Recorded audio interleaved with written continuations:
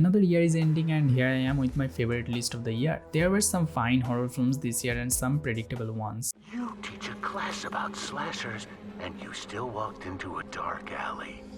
Alone. PJ, that's not funny. No. It's not. Here are the 10 best among them that genuinely scared me and kept me on the edge for most of the runtime, and for so you should definitely check them all out too. Sir Avery, if you're coming down here, I can stay and meet you at the... Number 10. Birth Rebirth. Birth Rebirth is one of those indie horror films that you never hear of unless you are a film enthusiast. However, when you do find them and watch, you get introduced to some absolutely different form of film that you were never expecting. It tells the story of a morgue technician who steals the body of a child girl and puts an experiment on her to make her alive again. However, when the mother of the child finds out the truth, things get a little too complicated. I can explain. If you'll just... Don't you fucking touch her! I have to examine her or she'll die! This film is more eerie than it's scary. The characters, events, moody cinematography and color palette add to the feeling of misery. It's a bizarre kind of feel-bad film, but it kept me with it for its entirety. It shocked me from time to time, but what's important is the subtle feeling of horror that left me with. Number 9. No One Will Save You. Not a lot of silent films these days. No One Will Save You is one, for instance, that is truly intense and gripping.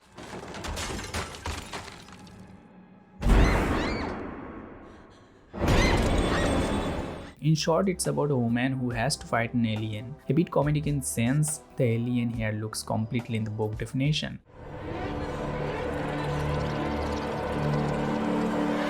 However, the film isn't really funny. It's bizarre, but it has its moments of shock and certain jump scares. There's not so much to this story, but it's obviously as original as horror films these days can go. Caitlin Dever as the girl living alone in a house in between nowhere trying to survive from the unasked guest delivers a very beautiful performance. Her innocent face kind of put the fear even more in the audience, at least it did to me. The direction and cinematography are fine, but the real excellence here is the concept and conveying it with no use of dialogue.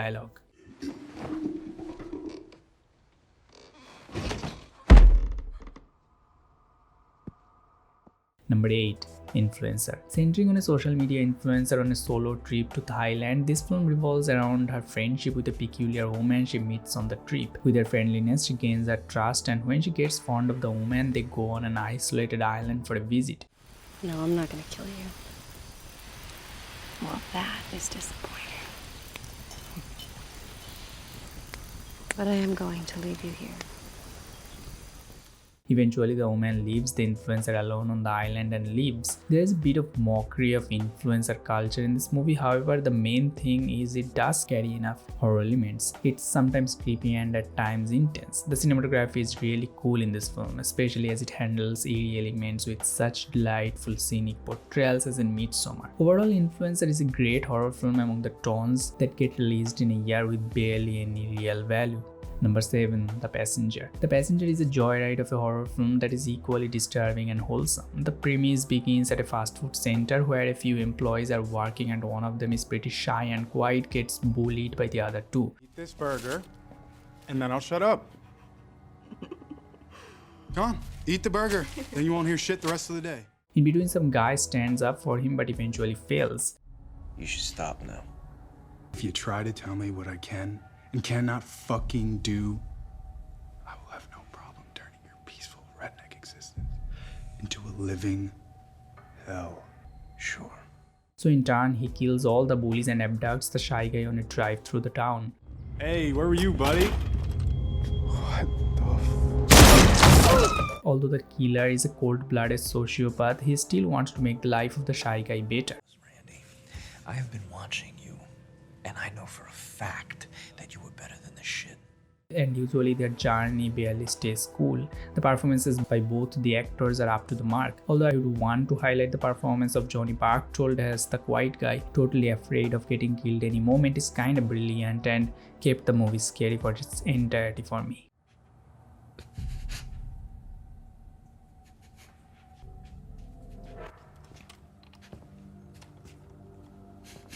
Number 6. Beau is Afraid. Boys Afraid is a bizarre synecdoche New Yorkish horror film that tells the disturbing story of an anxiety-ridden old man's journey back home after his mother dies.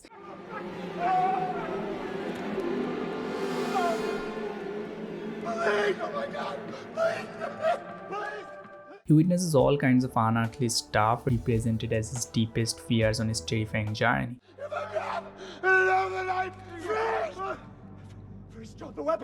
It kind of gets better the more I think about it. Anyone with anxiety and genuine phobias may feel the real tremor of this movie.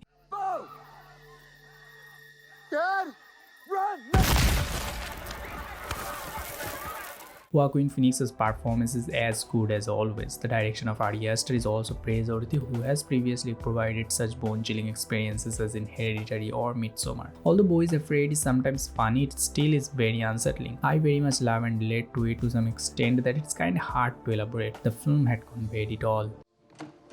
What's behind the door, Bo? Where on earth are you gonna go? Number 5. Infinity Pool. As a fan of absurdist horror films, Infinity Pool was a treat to me. It's the story of a couple on a vacation in a country that has some abnormal way of punishing its criminals. They meet a weird couple, become friends with them, and get involved in a crime through their conspiracy.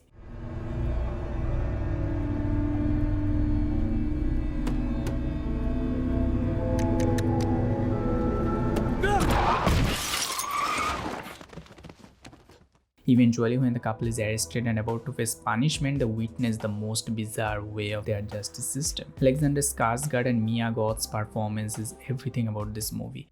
Yeah! Jamesy! Come on! Come on, little baby! Come on, Chase! Come on! Also, it's a visual treat, a ravishing tale of queer insanity. A lot of it may feel like an exaggeration, yet everything about it is so unique. And getting past a bit of overwriting, I truly enjoyed this weird stuff and I need some more of this. Number 4. Talk to Me. The highest rated horror film of the year, Talk to Me, is about a group of friends who discover a bizarre embalmed hand with which one can contact the spirits. Not like hold it. Now say, talk to me. Talk to me. Usually they start sharing it among friends and have about a minute of fun escaping to some other dimension. However, things get trippy when the protagonist's brother decides to take on it and goes beyond the time limit.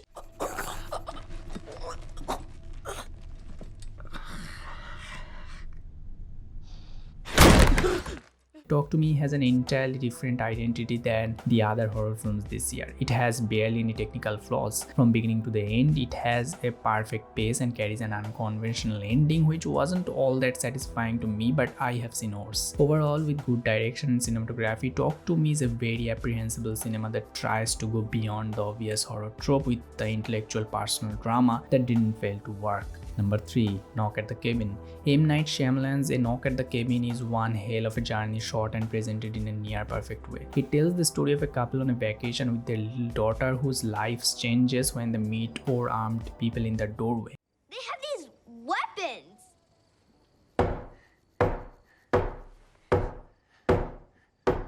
They break into the house, tie them up, and tell them that they have to make a sacrifice to prevent an upcoming apocalypse. Your family must choose to willingly sacrifice one of the three of you in order to prevent the apocalypse. As weird as the story sounds, the build-up of this movie is amazing. The performances are also noteworthy, resulting in it being so watchable. The pace is also perfect. If anything, there is to criticize the writing, which sometimes feels very childish, but overall, Knock at the Cabin is one of the finest horror films this year so far, which is as noteworthy as it is interesting. Number 2. Evil Dead Rise.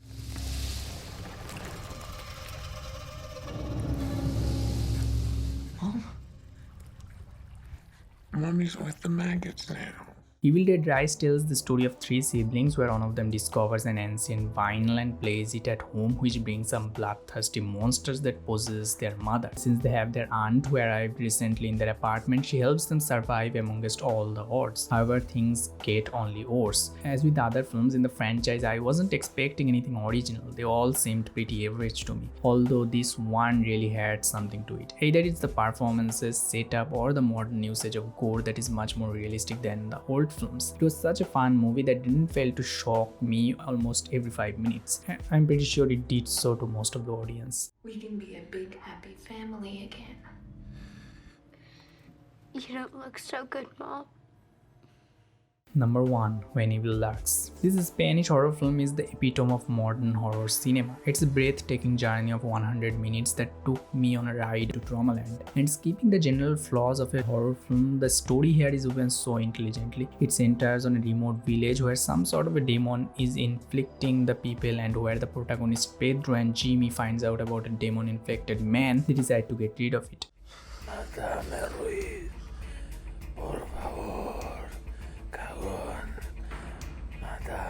However, killing them isn't an option, since the one who will kill a demon will be instantly killed as well. Así no se mata la maldad, don Luis. Va a ser peor. Si lo mata, se muere usted. No lo haga. Se nos va a meter en nuestro cuerpo.